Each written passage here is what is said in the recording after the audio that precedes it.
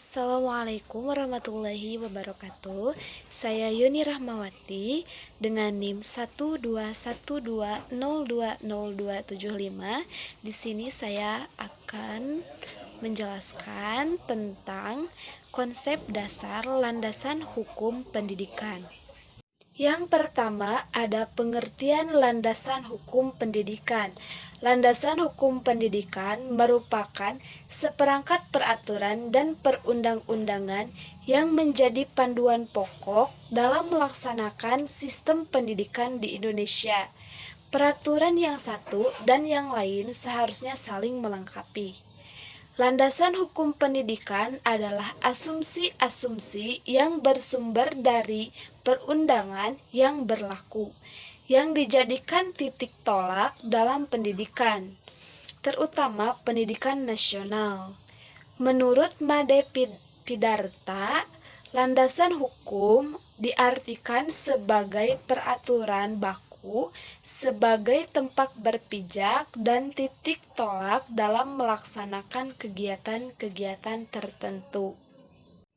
Yang kedua ada landasan hukum pendidikan di Indonesia. Landasan hukum pendidikan di Indonesia diatur dalam Undang-Undang Dasar Republik Indonesia, di antaranya landasan hukum Undang-Undang Nomor 20 Tahun 2003 tentang Sistem Pendidikan Nasional adalah Pasal 20, Pasal 21, Pasal 28C ayat 1, Pasal 31, dan Pasal 32 Undang-Undang Dasar Republik Indonesia tahun 1945. Yang ketiga ada hubungan antar pendidikan dan hukum. Pendidikan sebagai usaha sadar dan terencana menunjukkan bahwa pendidikan adalah sebuah proses yang disengaja dan dipikirkan secara matang. Oleh karena itu, di setiap level manapun, kegiatan pendidikan harus disadari dan direncanakan, baik dalam tataran nasional maupun regional atau provinsi dan kabupaten kota, maupun operasional atau proses pembelajaran oleh guru. Di mata Islam, pendidikan menjadi hal yang wajib di mana manusia harus mempunyai pendidikan. Akan tetapi, yang dimaksud dalam pendidikan dalam agama Islam bukan hanya apabila pendidikan formal saja. Lebih luas dari itu, mewajibkan pengikutnya agar belajar atau mencari ilmu di mana dan kapan saja. Hal ini menandakan pentingnya suatu pendidikan bagi manusia sendiri. Sedangkan dasar adanya hukum harus ada adalah sejarah keberadaan manusia itu sendiri. Pasalnya, terbentuknya hukum adalah sebab adanya manusia. Kehidupan manusia menciptakan hukum, di mana hukum itu biasanya berupa norma, baik tertulis atau tidak tertulis.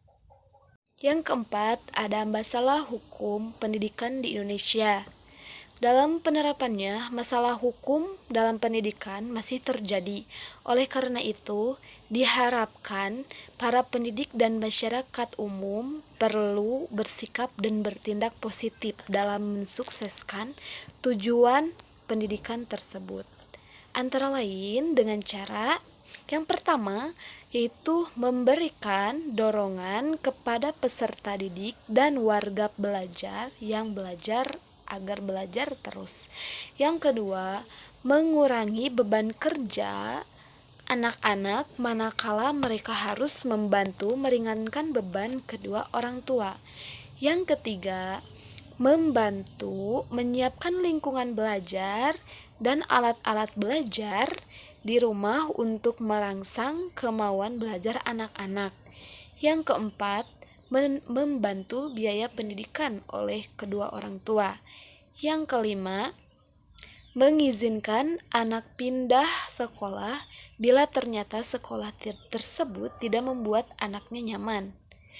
Yang keenam, bila diperlukan, membantu menyiapkan gedung untuk lokasi belajar. Yang ketujuh, bersedia menjadi narasumber untuk keterampilan-keterampilan lain tertentu yang banyak dibutuhkan para pendidik dasar tingkat-tingkat akhir. Yang kedelapan, mengizinkan peserta didik warga belajar untuk magang di perusahaan atau perdagangan.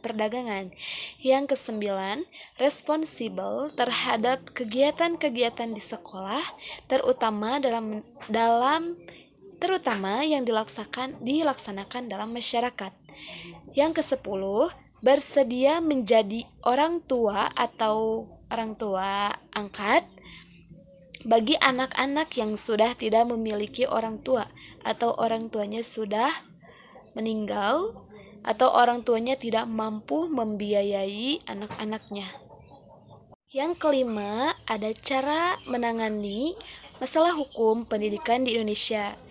Ada beberapa poin di antaranya. Yang pertama yaitu meminimalisir kasus anak yang putus sekolah karena biaya atau karena kekurangan yang tidak mampu atau karena ketidakinginan belajar. Kita harus memotivasi anak agar anak tersebut ingin belajar. Yang kedua yaitu meningkatkan kualitas pendidikan baik dari segi layanan dan pekerjaan guru profesional.